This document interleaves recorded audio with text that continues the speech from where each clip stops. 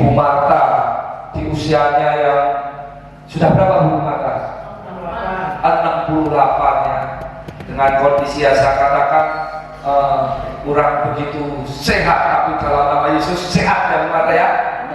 Tetapi saudara bisa melihat menjadi teladan buat kita tetap on fire. Haleluya. Dia hidup murni. Nyanyinya tadi saudara 1 megabit, satunya gini-gini saya lihat. Tapi tetap on fire saudara. Itulah yang saya katakan, di dalam Tuhan kita akan mendapatkan damai sejahtera, sukacita yang dunia tidak bisa berikan. Haleluya. Puji nama Tuhan. Kita akan langsung masuk dalam kebenaran firman Tuhan yang kita akan ambil. Sebenarnya saya sudah siapkan ya. Tadi nggak tahu kenapa kok saya rindu buka pengkhotbah, tapi Tuhan sepertinya rindu saya bawa untuk kembali mengulang. Saya jarang mengulang, khotbah pagi jarang tak ulang sore, tapi kayaknya berkat firman pagi dan sore ini Tuhan mau berikan dengan porsi yang sama. Haleluya. Saudara siap menerima firman Tuhan? Tetapi sebelum kita membaca firman Tuhan, saya rindu kita semua membaca ayat ini.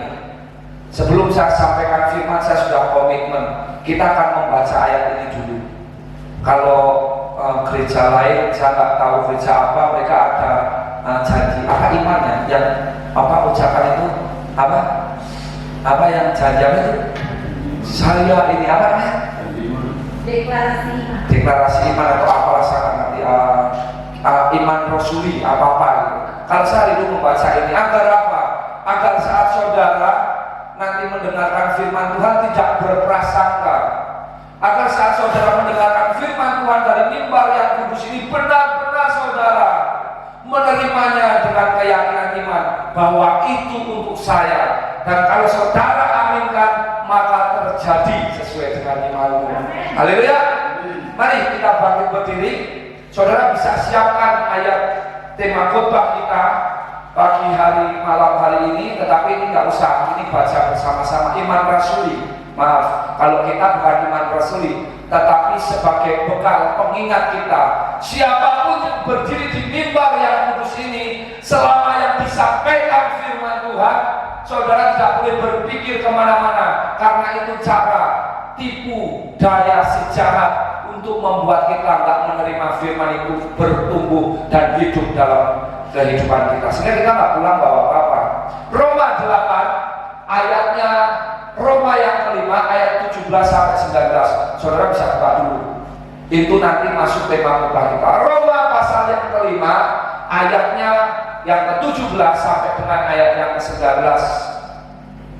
Sudah ketemu semua? Itu tema khotbah kita. Kalau ini saya katakan bukan iman rasuli, tapi sebagai bekal kita, agar kita saat mendengarkan firman, kita benar-benar fokus bahwa yang disampaikan adalah kebenaran firman. Jadi kalau saya ngomong saudara tersinggung, saudara bisa berkata, ternyata Tuhan lagi negur saya, ternyata Tuhan sayang sama saya. Jadi gak ngomong gini, oh Pak Gem nyindir aku, oh Pak Gem gak senang sama aku. Gak begitu. Nanti ada pengkhotbah ngomong di sini, ngomong apa? Wah, dia bukan dari Tuhan. Salah. Orang yang bisa berdiri di mimbar ini menyampaikan firman, kalau Tuhan gak izinkan, itu gak akan bisa terjadi. Karena segala sesuatu di dunia ini gak ada yang kebetulan. Semuanya atas izin Tuhan. Udah ketemu semua? Roma pasal 5 ayat 17 sampai dengan ayat 19. Yang sudah ketemu katakan amin. Nah, kalau sudah, hari kita akan baca ayat ini dulu. Bukan itu, di sini kita perhatikan di sini. 2 Timotius pasal 3 ayat 16 dan 17. Saya selalu baca ini, komitmen saya. 1, 2, 3. Segala tulisan yang diilhamkan Allah memang bermanfaat untuk mengajar, untuk menyatakan kesalahan, untuk memperbaiki kelakuan, dan untuk mendidik orang dalam kebenaran. Pokoknya dengan demikian tiap-tiap manusia kepunyaan Allah diperlengkapi untuk setiap apa? Perbuatan baik. Kepunyaan Allah, milik kita masuk ke subtema khotbah kita, katakan bersama-sama, aku milik Tuhan. Aku milik Tuhan. Tuhan punya rencana yang besar pada saudara untuk setiap perbuatan baik yang Tuhan ingin nyatakan dalam hidup kita.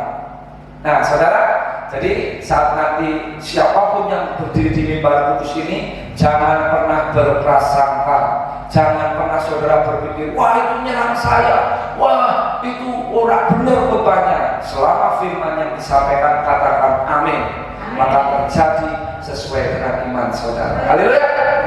Mari kita masuk ke subtema khotbah kita, Roma pasalnya yang ke-5 ayat 17, ayat yang ke-18 dan 19. Haleluya. Puji Tuhan. Oke, next. Mari hitungan ketiga. 1, 2, 3.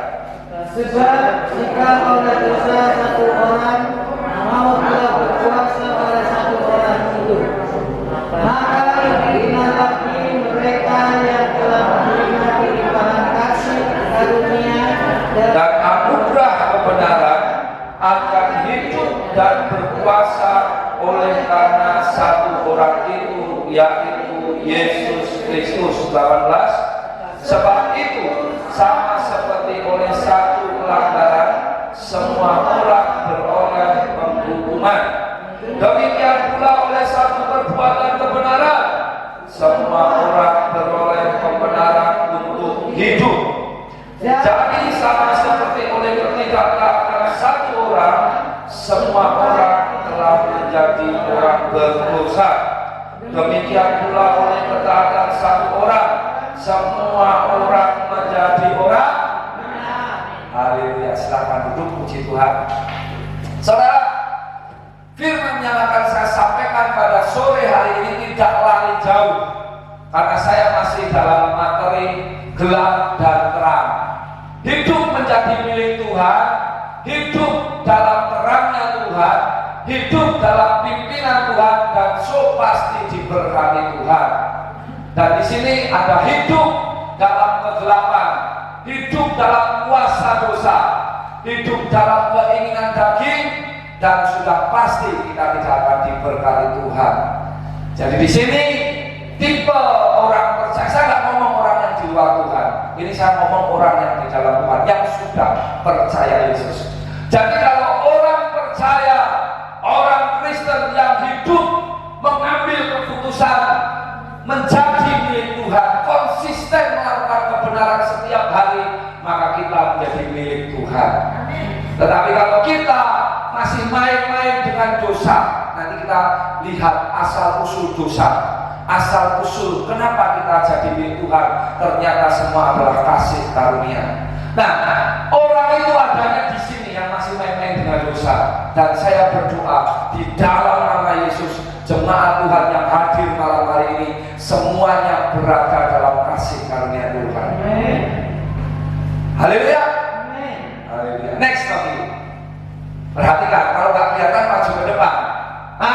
Ini saudara. Tadi telah kita baca Roma pasal 5 ayat 17 sampai 19. Jadi saya akan beri tema khotbah pada sore hari ini, warisan dosa atau warisan kasih karunia. Katakan bersama-sama saya, warisan dosa atau warisan kasih karunia. warisan dosa atau warisan karunia. Saudara ngerti apa itu warisan? Ada yang pernah mendapatkan warisan dari orang tuanya yang sudah tiada? Saya akan kasih saudara satu ilustrasi sehingga mata saudara terbuka. Begitu besar kasih Tuhan yang harusnya kita binasa, Tuhan bayar, Tuhan tukar, dan bukan dibayar cicil atau kredit, lunas mati buat saudara dan saya. Sehingga kita yang harusnya binasa, ya, kita yang menerima warisan dosa, Tuhan berikan warisan kasih karunia.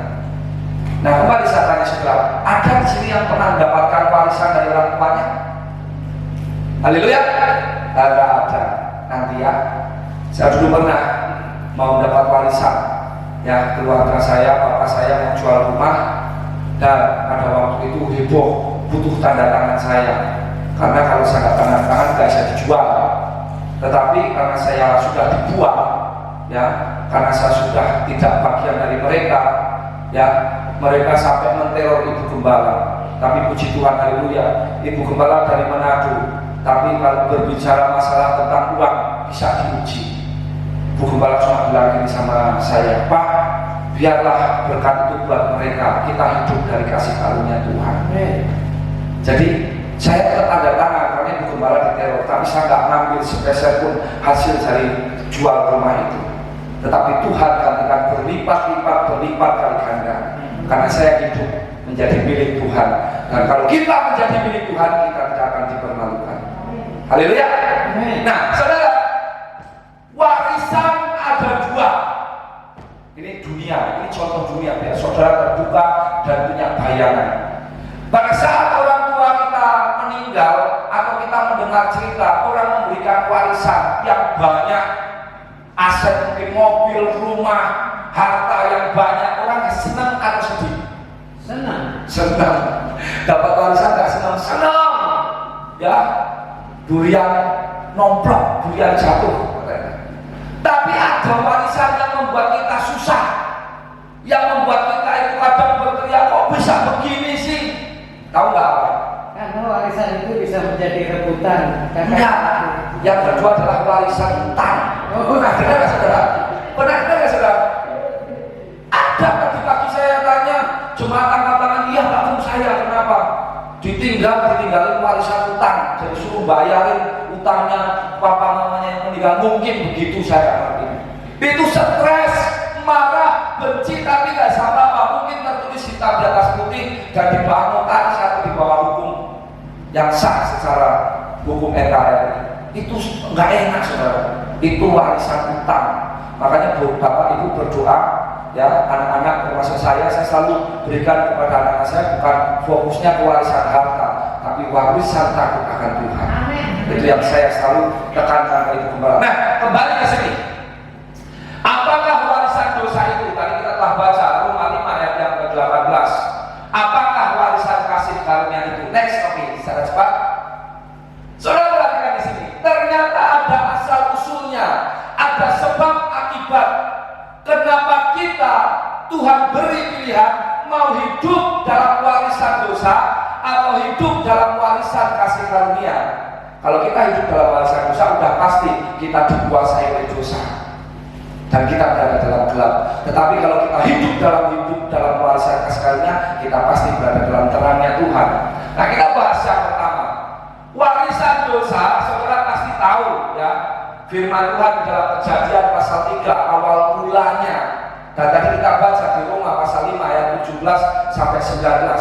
Akibat pelanggaran satu orang, akibat ketidaktaatan satu orang, maka semua manusia menjadi berdosa.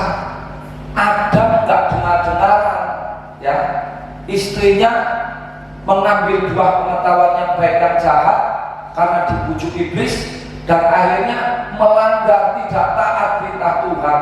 Sejak saat itu mereka terpisah dari kasih karunia Tuhan. Kalau mereka taat, kalau mereka tidak melanggar perintah Tuhan, hidupnya enak. Firman Tuhan katakan di Taman Eden, Adam dan Hawa diberi kuasa untuk menguasai segala binatang di laut, di darat, di udara. Bahkan semua makanan pohon di situ semua boleh dimakan, kecuali di tengah-tengah yaitu pohon pengetahuan yang baik dan yang jahat. Ya nggak saudara? Ya. Nah, itulah awal dosa. Makanya saudara, kalau kita orang percaya, kembali kayak saya sampaikan, saya nggak ngomong orang yang belum mengenal Tuhan, karena orang belum mengenal Tuhan pasti ada di sini, karena masih mereka dikuasai yang namanya warisan dosa, masih dikuasai dosa, ditinggal dalam gelap, hidup dalam kegelapan.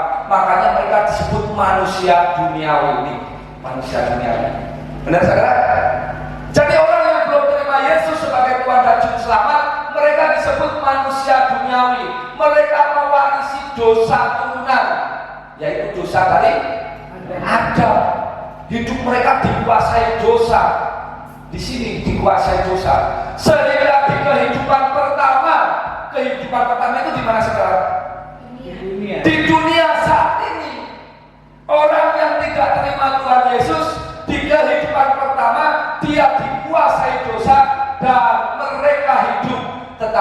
sebenarnya mereka mati.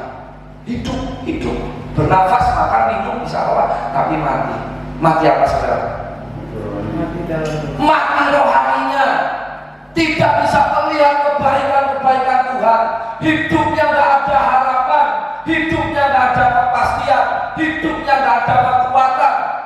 Karena mereka mengandalkan kekuatan sendiri. Jadi jangan kaget kalau orang yang di luar Tuhan cepat putus asa. Orang di luar Tuhan itu mereka gampang sekali tersinggung. Orang di luar Tuhan mereka kelakuannya lebih terdepan.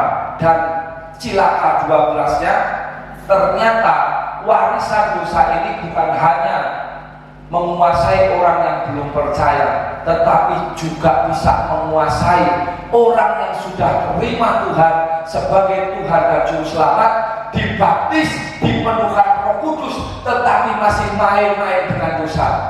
Mereka masih dikuasai yang namanya dosa. Mereka hidup, datang ibadah, datang untuk apa namanya saudara? Memuji Tuhan, datang untuk melayani Tuhan, tetapi nyimpen sampah. Berarti dia masih mau mewarisi dosa. Saudara kalau baca di Korintus 1 Korintus pasal yang kelima, saudara bisa buka nanti buka di rumah. Yang saudara di sana baca ngeri saudara. Paulus dengan kata yang tegas berkata kepada jemaat di Korintus, jika orang yang sudah terima Tuhan tapi selalu bermain-main dengan dosa, tidak mau bertobat, Paulus berkata, serahkan kepada iblis dalam nama Yesus. Ngeri gak saudara? Loh, bertolak belakang dengan firman Tuhan yang katakan Yesus datang ke dunia untuk membawa orang yang berdosa kepada kebenaran. Tetapi Paulus di 1 Korintus pasal yang kelima katakan, kalau orang yang sudah percaya Yesus, sudah menerima kasih karunia, tapi masih tinggal bahkan hidup di dalam dosa, Paulus katakan serahkan kepada iblis dalam nama Yesus. Maksudnya bagaimana? Maksudnya begini, ngomongnya Kristen, ngomongnya orang percaya, tetapi di kehidupan pertama di dunia ini kerjaannya bohong terus. Ngomong ke sana beda, ngomong ke sini beda. Kalau saudara baca di 1 Korintus pasal 3, di sana dikatakan apa? Kalau ada orang itu selalu terjadi perselisihan, membuat orang jadi salah paham, membuat orang jadi saling membenci, terjadi perseteruan, hati-hati. Makanya Paulus berkata, serahkan kepada iblis dalam nama Yesus. Kenapa? Karena orang itu sudah percaya Yesus, terima kasih karunia, tetapi memilih hidup tinggal dalam dosa. Dan saudara hati-hati, perhatikan baik-baik. Kalau saudara baca awal kejatuhan dosa atau asal usul dosa itu ada di Kejadian pasal 3 ayat yang ke-6. Itu berarti 6-nya ada 3 kali, itu lambang antikris. Ibrani pasal 6 ayat yang ke-6 dikatakan, kalau orang yang murtad, yang meninggalkan kasih karunia, meninggalkan Tuhan, maka tidak akan ada lagi kehidupan kekal. Orang yang murtad tidak akan diperbaharui lagi karena sudah mengecap kasih karunia. Kalau mau pakai ilmu cocok lagi, pakainya 6. Tapi saya bukan mau mencocok-cocokkan, tapi itu firman Tuhan yang ngomong. Jadi saudara, kalau engkau jadi orang Kristen, kamu harus sadar kalau engkau masih hidup dalam dosa, mati saudara, mati secara rohani, tidak pernah merasakan kebaikan, tidak pernah merasakan kasih Tuhan. Orang Kristen model begini, ya saudara, dia kayak anak bayi, mintanya dikasih makanan yang lemah lembut, yang susu, maunya dibaik-baikin terus. Kalau dikerasin tersinggung, bertobat, berarti kita masih dikuasai dosa, masih mewarisi dosa dari si Adam. Dan kita pasti bukan menjadi manusia rohani, tapi manusia duniawi, dan kita pasti mati secara rohani. Saudara, orang-orang Kristen yang model begitu itu gampang sekali tersinggung. Orang-orang Kristen yang model begitu itu gampang sekali putus asa. Sakit sedikit, wah kayaknya orang sembuh. Dokter, sini dokter, saya bukan sombong rohani, tetapi puji Tuhan, haleluya, dari percaya, dari pertama saya terima Tuhan sampai sekarang kalau memang saya nggak bisa berjalan, baru saya ke dokter. Selama saya masih bisa bertahan, saya percaya Yesus Kristus dulu, sekarang, sampai selama-lamanya, mujizat masih ada. Saya percaya Allah adalah Allah yang menyembuhkan. Saya memiliki iman yang bertumbuh di dalam Tuhan. Kenapa? Karena rohani saya nggak mati. Tapi orang-orang yang dikuasai dosa, mewarisi dosa Adam, itu pasti gampang sekali putus asa, nggak sembuh, wah mengeluh, dan lebih parahnya lagi tidak punya karunia menikmati. Sedih saudara. Karunia menikmati itu apa saudara? Karunia menikmati itu saudara jangan berpikir, nanti kita lihatnya di ini aja, di Pengkhotbah pasal yang ke-6. Coba dibacakan ayat 1 dan 2. Punya segalanya, punya rumah, punya mobil, kecukupan, tidak kekurangan, tapi kurang terus. Itu mati rohaninya. Kita hidup tapi nggak punya karunia menikmati. Coba bacakan Pengkhotbah pasal 6 ayat 1 dan 2 kalau nggak salah. Jadi saudara harus mengerti betul, kalau engkau masih ada di sana, berarti hidupmu masih dikuasai dosa, yaitu warisan dari Adam, dosa puna. Coba dibacakan. Ada suatu kemalangan yang Perhatikan baik-baik. Ada suatu kemalangan. Ada suatu kemalangan yang telah terlihat di bawah matahari, yang sangat menekan manusia. Orang yang dikaruniai anak kekayaan, harta benda dan kemuliaan, sehingga ia tidak kekurangan suatu pun yang diingininya. Tetapi orang itu tidak dikaruniai kuasa oleh Allah untuk menikmatinya, melainkan orang lain yang menikmatinya. Inilah kesia-siaan dan penderitaan yang pahit. Saudara perhatikan baik-baik. Tidak diberi Allah kasih karunia untuk menikmati atau karunia menikmati, karena terpisah dari Allah, karena kita dikuasai oleh dosa. Ingat firman Tuhan 1 Yohanes 1:5 katakan apa? Allah adalah terang, dan di dalam terang sama sekali tidak ada kegelapan. Jadi kalau kita walaupun percaya kepada Tuhan, tetapi memilih tinggal dalam dosa, bahkan hidup dalam dosa, maka engkau tidak akan menerima kasih karunia Tuhan. Kita terpisah dengan Allah. Saudara, saya kasih tahu, Allah tidak pernah meninggalkan kita. Dengar baik-baik, Allah tidak pernah meninggalkan kita. Dia setia menunggu kita, karena kerinduan Allah adalah semua manusia di muka bumi itu berada dalam surga yang kekal bersama Bapa di surga. Tetapi manusia diberi kehendak bebas. Saudara, bukan Allah yang meninggalkan kita, tapi kita yang memisahkan diri dari Allah. Karena Allah terang, kalau kita memilih berdosa, kita menjadi gelap. Loh, berarti nggak ada harapan dong Pak Gem? Ada. Allah panjang besar kasihnya. Saudara ingat pada waktu Petrus menyangkal Tuhan 3 kali? Dia berkata, Tuhan berkata, engkau akan menyangkal aku 3 kali. Dosa Petrus yang sudah hidup dalam terangnya Tuhan, dalam kasih karunia bersama Tuhan, melayani bersama. Pada saat Yesus ditangkap, dia memilih untuk meninggalkan dan menyangkal Tuhan. Dia memilih untuk menjadi berdosa. 1 kali, 2 kali, 3 kali ayat berkokok, Petrus mengambil keputusan bertobat dan minta ampun kepada Tuhan. Saudara, bukan satu malapetaka, bukan satu kabar yang begitu membuat kita putus asa di dalam Tuhan, karena di dalam Tuhan selalu ada harapan. Jika engkau masih tinggal di dalam dosa, masih mewarisi dosa Adam itu, segera minta ampun sama Tuhan, dan Tuhan akan kembalikan kita dari gelap kepada terangnya yang ajaib. Haleluya. Saudara ingat Daud? Pada waktu Daud dia mengambil istri Uria, Batseba. Daud dalam segala peperangannya Tuhan beri kemenangan, karena Daud berada dalam kasih karunia Tuhan, menjadi milik Tuhan. Daud tidak pernah dipermalukan. Tapi saat dia memilih untuk berdosa, dia tinggalkan, dia pisahkan dari Tuhan, Nabi Nathan datang ngomong, kamu harus bertobat. Siapa orangnya? Kamu orangnya.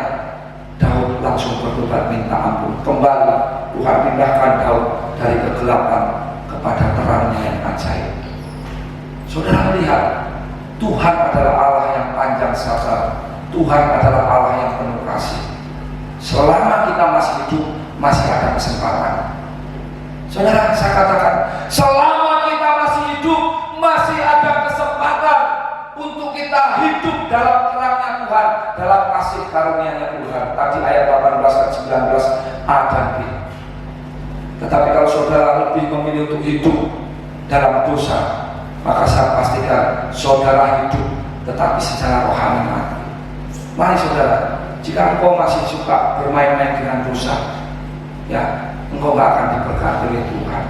Hidupmu akan penuh dengan penderitaan, kecewa, kepahitan, selalu berpikir negatif, dikit-dikit berpikir negatif. Ingat saudara, segala sesuatu yang tidak baik yang datang dari hidup kita itu bukan dari Tuhan. Apalagi mendatangkan, menghilangkan damai sejahtera, sukacita, kebenaran yang Tuhan berikan pada kita. Itu kasih karunia. Ngomongnya orang Kristen, ngomongnya orang percaya, sukanya ngomongin orang bertobat. Ngomongnya orang Kristen, rokok jalan terus, bertobat. Ngomongnya orang Kristen, selalu berpikir negatif, bertobat. Ngomongnya orang Kristen, tapi kalau ngomong membuat orang jadi berantem, melemahkan iman, bertobat. Karena apa? Engkau berada dalam kuasa dosa, warisan dosa itu, dan engkau akan diberkati Tuhan. Engkau terpisah dengan Allah, karena Allah Tuhan. Engkau memilih kegelapan. Dan saudara perhatikan sini, mati kekal atau kehidupan kedua dalam kebinasaan.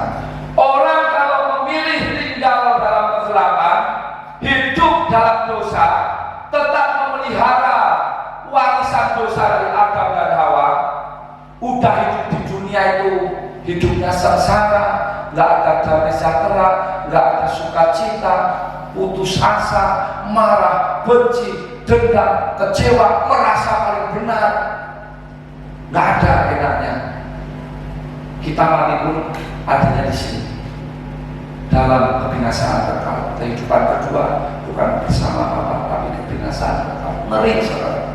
Jadi saudara jangan berpikir kehidupan pertama yang Tuhan berikan saat ini tidak menentukan kehidupan kedua kita nanti.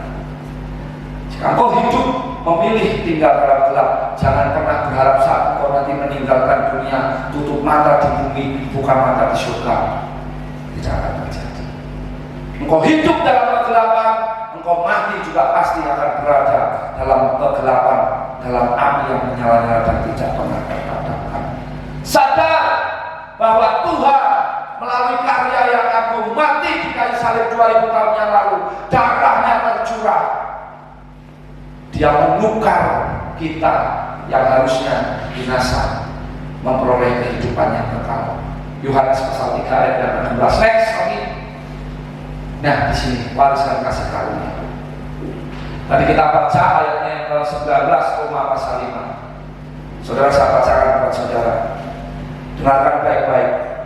Maka lebih benar lagi mereka yang telah menerima kelimpahan kasih karunia, ayat 17, dan anugerah kebenaran akan hidup berkuasa oleh karena satu orang itu, yaitu Yesus Kristus. 18b, demikian pula oleh satu perbuatan kebenaran semua orang beroleh pembenaran untuk hidup. Jadi kita benar, kita bisa hidup saat ini menikmati segala yang baik dari Tuhan, bukan karena kita, tapi kasih karunia Tuhan. Ayat 19 dikatakan, demikian pula oleh ketaatan satu orang semua orang menjadi benar. Benar baik-baik.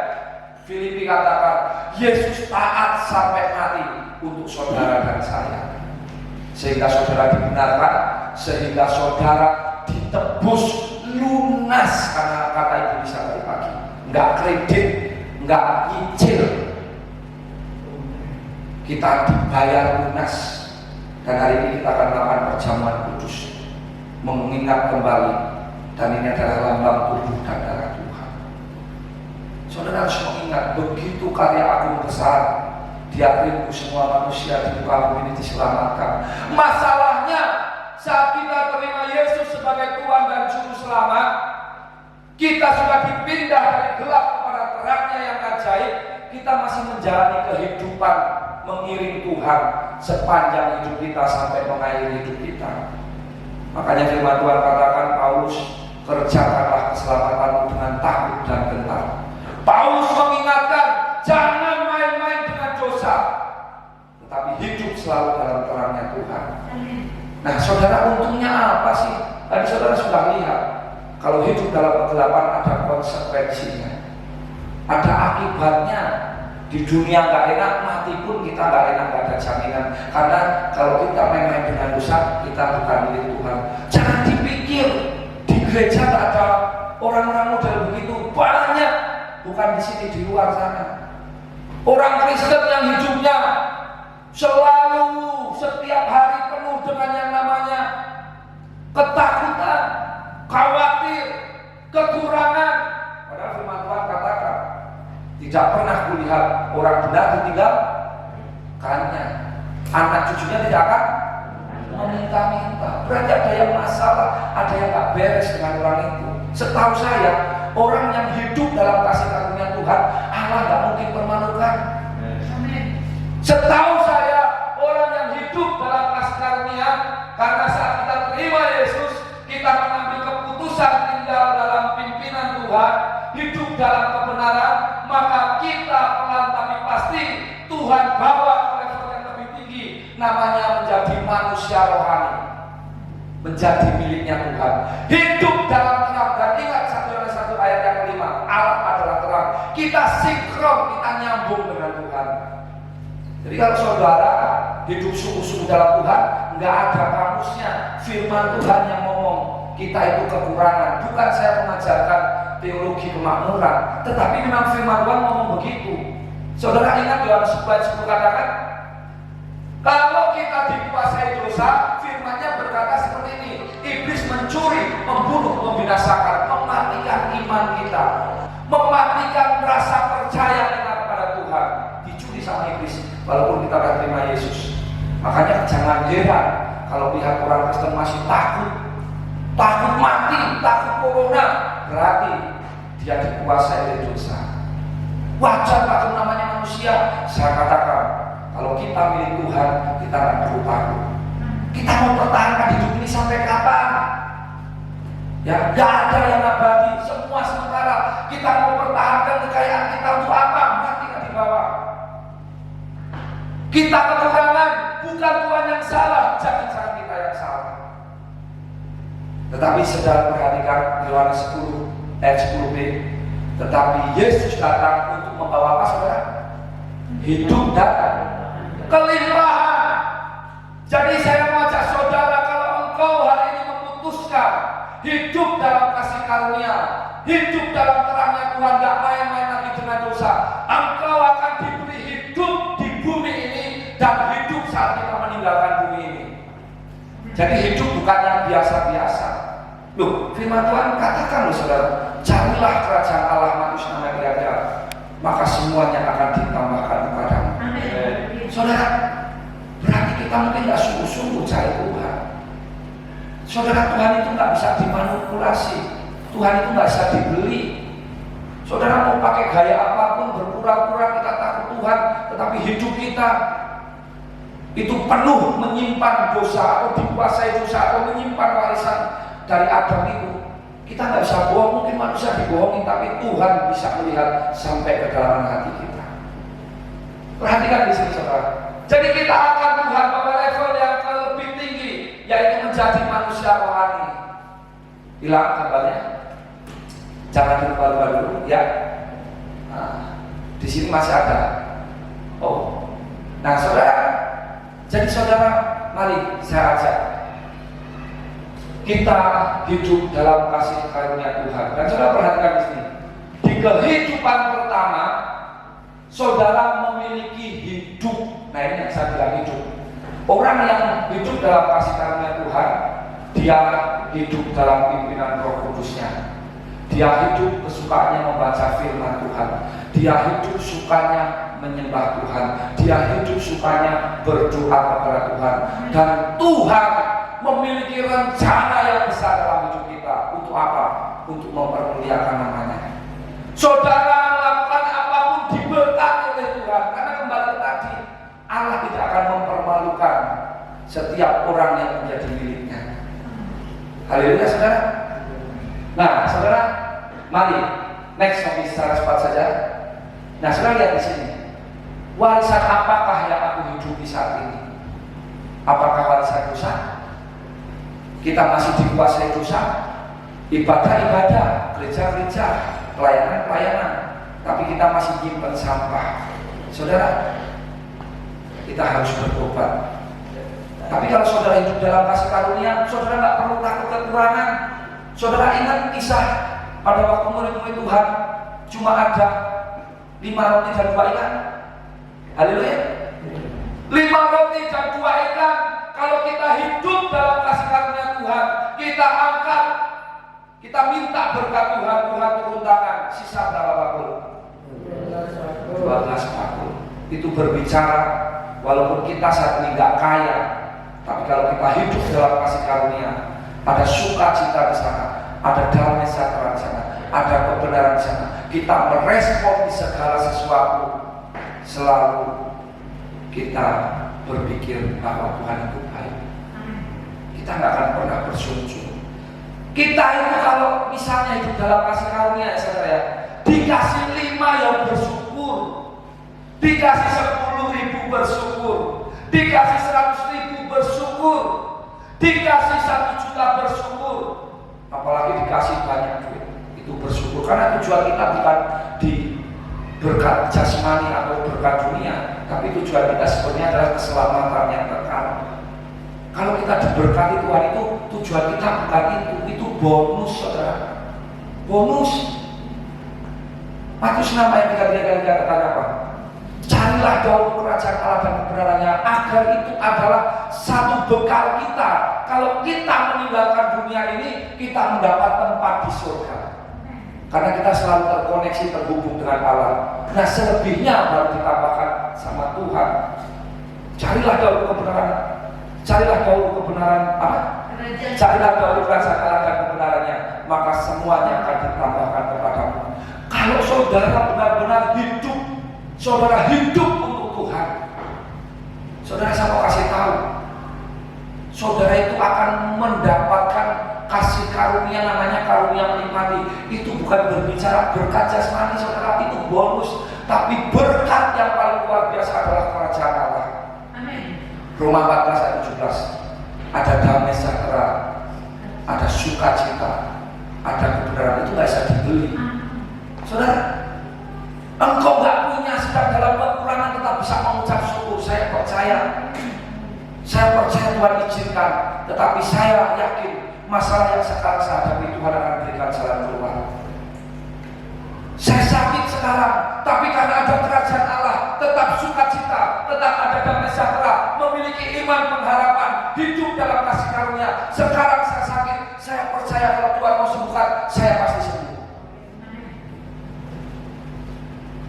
Saya sekarang sedang kesulitan ekonomi karena dampak corona. Orang semua berteriak kekurangan, sulit cari uang, dan saya kena dampaknya. Saya percaya tidak ada yang kebetulan, Tuhan izinkan. Tetapi yang saya tahu, Allah tidak pernah mempermalukan saya. Amin. Itu kasih karunia. Tetap ada sukacita, tetap ada damai sejahtera. Dan tadi dikatakan kita hidup di kehidupan pertama ini dengan hidup yang indah bersama Tuhan, karena kita milik Tuhan. Makanya Roma 14 ayat 7 katakan, 48 katakan, kalau aku hidup untuk Tuhan. Kalau aku mati untuk Tuhan. Jadi baik hidup atau mati, aku milik Tuhan. Itu yang mendasari saya katakan, kehidupan di dunia menentukan kehidupan kedua kita nanti saat meninggalkan dunia. Kalau engkau hidup dalam kasih karunia, dalam terang, dalam pimpinan Roh Kudus, tidak fokus mikirin semata-mata hanya hal-hal yang bersifat dunia sementara, uang, kekayaan, jabatan, kekuasaan, rumah bagus, mobil mewah, semua sementara. Dan itulah dibawa pada saat kita meninggal. Tapi kalau engkau memiliki Tuhan, saya pastikan saat engkau mati pun engkau milik Tuhan. Tapi kalau engkau habiskan waktumu dengan hal-hal yang sia-sia, wah Pak Geman kerja, saudara harus ngerti, saya kerja, saya udah mengerti rahasia ini, saya kerja untuk Tuhan. Saya nggak pernah memikirkan untuk saya punya cita-cita ingin mobil bagus, rumah bagus. Saya nggak ada pikiran seperti itu lagi. Saya berpikirnya simpel. Kalau saya masih kerja, berarti Tuhan masih izinkan untuk saya. Mungkin Tuhan mau pakai apa? Yang pasti untuk mempermuliakan nama Tuhan. Amin. Simpel, karena saya milik Tuhan. Kalau pekerjaan saya tahu-tahu terjadi masalah, Tuhan izinkan berantakan tolak dalam nama Yesus misalnya. Saya cuma ngomong semua dari Tuhan, semua dari Tuhan, semua kembali kepada Tuhan. Amin. Itu yang dibilang kasih karunia yang dunia tidak bisa berikan. Damai, sejahtera, sukacita yang benar-benar kita miliki dan kita tidak bisa beli dengan uang. Hanya dengan cara apa? Kita harus dekat, kita harus hidup dalam kebenaran. Saudara akan menjadi orang yang strong, orang yang kuat. Kalau saudara hidup dalam kasih karunia Tuhan, karena saudara sadar melalui darah yang mahal, dia sudah beli saudara lunas. Saudara akan dipakai Tuhan luar biasa. Dimanapun setiap orang yang bersentuhan dengan saudara diberkati oleh Tuhan. Karena mereka melihat saudara, melihat Kristus di dalam hidup. Amin. Perkataanmu menjadi berkat. Saudara, hati-hati saya katakan. Tadi saya katakan 1 Korintus pasal 5, jangan sampai Paulus atau saya berkata serahkan kepada iblis dalam nama Yesus. Orang Kristen kalau dia sudah mengecap kebaikan Tuhan, sudah merasakan kasih karunia Tuhan, bahkan sudah basah roh, tapi gaya hidupnya setiap hari itu masih bermain-main dengan dosa, nggak mau bertobat. Diingatkan nggak mau bertobat, nggak mau bertobat. Jangan sampai Tuhan nanti pakai hambanya katakan serahkan saja sama iblis. Oh, saya bukan nakut-nakuti saudara, tapi di hari-hari akhir ini banyak yang seperti itu. Orang Kristen yang masih main-main, masih menyimpan warisan dosa dari Adam. Saudara ingin tahu kabarnya kayak apa? Mari kita lanjutkan. Next. Oh, itu sudah. Saudara, gambarnya orang Kristen yang sudah menerima kasih karunia kebaikan Tuhan, dipindah dari gelap kepada terang yang ajaib, harusnya diberkati Tuhan, memiliki segalanya, kelimpahan dalam segala hal. Bukan berbicara materi sekali bisa katakan, tapi berbicara hidup penuh damai sejahtera, sukacita, kebenaran yang tidak bisa dibeli dengan uang, dengan uang, jet, tapi hanya bisa dibeli dengan kita hidup takut akan Tuhan. Saudara, kalau orang yang hidupnya selalu main-main dengan dosa, nyimpen sampah, nasibnya kayak gini. Lalu dia punya warisan dari si Adam dosa, sidik-sidik, sidik-sidik, Pak, sidik-sidik, tolong aku. Jelekin sana, jelekin sini, nggak akan jadi orang yang tegar, yang kuat. Saudara, kalau kayak gini jadi berat kan saudara? Datang ke saudara, satu kali, dua kali saudara kasihan, 3 kali, 4 kali serahkan sama iblis saja dalam nama Yesus. Bukan saya ngomong, harus saya ngomong. Ini gambaran orang Kristen yang tidak mau bertobat. Pernah nggak saya di sini? Pernah. Saudara jangan pernah saya nggak pernah di sini. Pernah. Waktu saya benar-benar dibuang oleh keluarga, saya nggak memiliki siapa-siapa. Saya bingung harus bagaimana. Saya nangis sama Tuhan. Iman saya benar-benar pada waktu itu dok. Saya datang ke sana kemari, saya cari kerjaan dengan usaha, dengan cara saya. Dan saya sampai berkata, itu Tuhan kok susah, mewek saudara. Bukan mewek karena bersuka cita, karena bisa melihat kebaikan Tuhan, tapi saya bersungut-sungut menggerutu sama Tuhan. Tuhan kok yang ngomong, saya udah hidup bener-bener kok gak diberkati. Pernah saudara.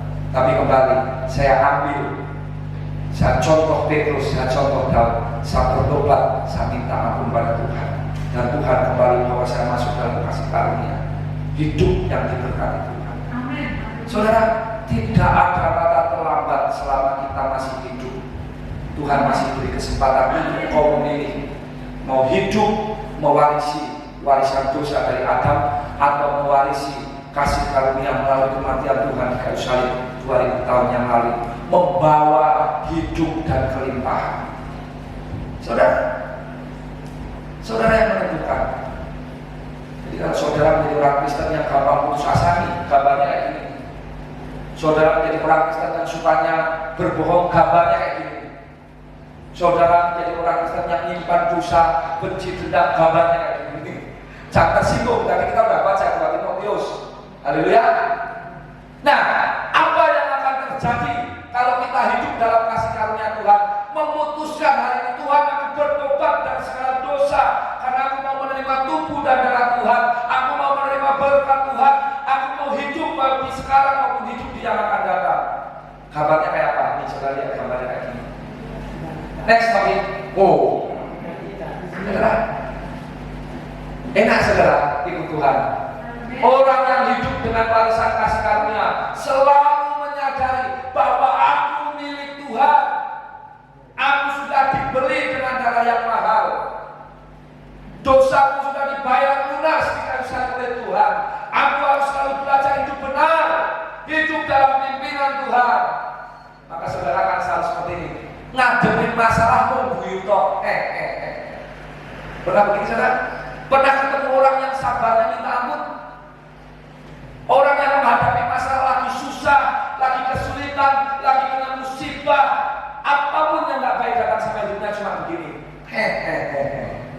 Antara dua saudara, orang gila dan orang yang dipimpin oleh Tuhan. Benar gak saudara? Kalau orang gila karena gak punya perasaan, opo wae guyu ketemu saudara guyu terus, nanti ketemu di gerak, guyu terus itu orang gila. Makanya saudara kalau nanti keluar dari sini jangan ketawa-ketawa sendiri. Nanti gila-gila, sukacita berat. Maksud saya begini, orang kalau dipimpin Roh Kudus, masalah sebesar apapun, kesulitan sebesar apapun, jalan buntu sekalipun. Roma 8 ayat 28. Ku tahu Allah turut bekerja untuk mendatangkan kebaikan. Filipi pasal 4 ayat yang ke-13 katakan apa? Segala perkara dapat berlangsung di dalam Dia yang memberi kekuatan. Itu namanya kasih karunia. Orang yang dikuasai dosa tidak akan bisa melihat itu, gelap. Lagi susah, baris. Istri mulai nyalakan suami nyalakan istri. Itu udah dia benar-benar hidup dalam kuasa dosa. Hidup di dunia menderita, mati nanti binasa kekal selama-lamanya. Kalau saya nggak mau, saya lebih baik memilih hidup dalam terangnya Tuhan. Nggak ada kata terlambat. Hari ini ambillah keputusan. Tuhan ampuni saya mau hidup dalam terangnya Tuhan. Saya mau hidup dalam kasih karunia. Saya mau hidup dalam kebenarannya. Maka saudara akan selalu seperti ini. Smile terus. Saya sekarang kalau ada masalah saudara, apapun yang terjadi, saya nggak pernah berpusing. Terus, kalau Tuhan izinkan, berarti Tuhan punya sesuatu yang baik buat saya. Jadi saya nggak pernah kena darah tinggi sekarang saudara. Sebelumnya saya itu kalau jam 12 siang panas, kepalanya sakit sekali. Saya nggak ngerti. Ternyata setelah periksa ke dokter, darah saya tinggi sekali ya saya. Tinggi sekali. Oh ternyata saya belum tahu rahasia ini hidup dalam kasih karunia. Saya dikuasai dosa. Sidik-sidik ngamuk, naik mobil, disidik-sidik selip, naik mobil gelut-gelut kan ngomong. Karena dikuasai dosa, nggak lihat kebenaran, nggak lihat terang, nggak takut mati, tapi nggak takut mati yang salah. Semua orang pasti mati. Kamu nggak usah ngomong semua orang pasti mati, ya memang mati. Tapi matimu berakhir di mana kan itu? Tapi setelah saya mengenal kasih karunia, saya baru tahu Tuhan, hidup ini milikmu Tuhan. Jadi kalau aku hidup, ya aku hidup untuk Tuhan, agar kasih karunia Tuhan turun di dalam kehidupan saya. Dan saudara perhatikan tadi di dalam Pengkhotbah pasal 6 ayat yang kedua, saudara akan diberi sama Tuhan karunia menikmati. Amin. Haleluya. Diberi karunia menikmati. Saudara lagi susah, tetap bisa menikmati. Saya percaya Tuhan sedang proses saya. Saudara lagi kesulitan, saya percaya Tuhan sedang izinkan saya masuk dalam dapur api. Jadi saudara selalu berpikir positif. Jadi mari saudara, pagi hari ini saya ajak malam hari ini, hiduplah dalam kasih karunia Tuhan, mewarisi apa yang Tuhan lakukan 2000 tahun yang lalu. Belum, ayatnya pasal Roma pasal 6 ayat yang ke-23. Saya tutup dengan ayat ini. Mari Timotius Dengan hormat saya minta baca Roma pasal 6 ayat yang ke-23. Roma saya bacakan ya, atau baca di sini. Saudara sambut dengan ayat ini. Roma 6 ayat yang ke-23. Sebab upah dosa adalah maut atau kematian. Jadi kalau saudara tetap mau bertahan hidup dalam dosa, saudara mewarisi dosanya si Adam, saya pastikan engkau akan mati secara rohani walaupun hidup. Dan upah dosa adalah maut. Mati di dunia tidak menikmati karunia, menikmati yang Tuhan beri. Nanti setelah kita meninggalkan dunia, binasa kekal selama-lamanya, mati lagi. Repot urusannya, cilaka luar biasa. Tetapi karunia Allah ialah hidup yang kekal dalam Yesus Kristus Tuhan kita. Jadi kalau kita menjaga hidup tetap dalam koridornya Tuhan, hidup takut Tuhan, mulai kita merefleksi diri kita, mulai kita bercermin, kok aku nggak diberkati? Jangan-jangan ada yang nggak beres sama saya. Kok aku hidupnya nggak pernah merasakan sukacita? Jangan-jangan ada yang nggak beres dengan kita. Kok aku nggak pernah merasakan damai sejahtera? Kok kayaknya nggak ada beres dengan kita? Saudara harus mulai sadar. Jangan-jangan engkau masih mewarisi dosa turunan dari Adam. Engkau masih dikuasai dosa. Bertobat sehingga saat kita menerima tubuh dan darah Tuhan benar-benar mendatangkan berkat buat kita semua. Tuhan Yesus memberkati. Mari kita berdiri.